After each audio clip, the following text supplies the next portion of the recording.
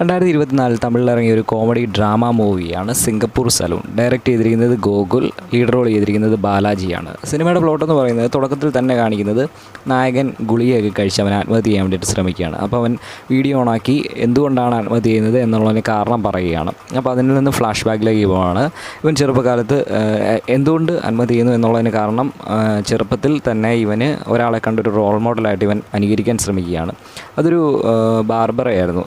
ഇയാളെ കണ്ട് ഇയാൾ എല്ലാവരും ഒരുക്കി വിടുന്നത് കണ്ടിട്ട് ഇവൻ ഹെയർ സ്റ്റൈലിഷ് ആകണം എന്നാഗ്രഹിക്കുകയാണ്. അങ്ങനെ ഇവനൊരു സലൂൺ തുടങ്ങുന്നതും അതിനെ തുടർന്നുണ്ടാകുന്ന സംഭവങ്ങളൊക്കെ ബേസ് ചെയ്തു പോകുന്നൊരു സിനിമയാണ്. ഇവന് തുടക്കം മുതലേ ചെറുപ്പം മുതലേ ഒരു ഹെയർ സ്റ്റൈലിഷ് ആകണമെന്നുള്ള ആഗ്രഹം തോന്നുന്നതും അതിനുശേഷം ഇവൻ അതാകാൻ വേണ്ടി ശ്രമിക്കുന്ന ശ്രമങ്ങളും അതിനെയൊക്കെ ബേസ് ചെയ്തു പോകുന്നൊരു സിനിമയാണ്. തുടക്കത്തിൽ നല്ല കോമഡികളായിട്ട് ചെറുപ്പകാലത്തിലൊക്കെ കുറേ കോമഡികളുണ്ട്. നല്ല രീതിയിലൊരു ഫസ്റ്റ് ഹാഫൊക്കെ നല്ല കോമഡിയിൽ പോയിട്ട്, പക്ഷേ സെക്കൻഡ് ഹാഫ് ആയപ്പോഴത്തേക്ക് കുറച്ചുകൂടി ഒരു ഡ്രാമയായി. പിന്നെ ചെറിയൊരു ഫാൻറ്റസി, പിന്നെ അതിനുശേഷം ചെറിയ ഡ്രാമ സീൻസും ഒക്കെ ആയിപ്പോയി.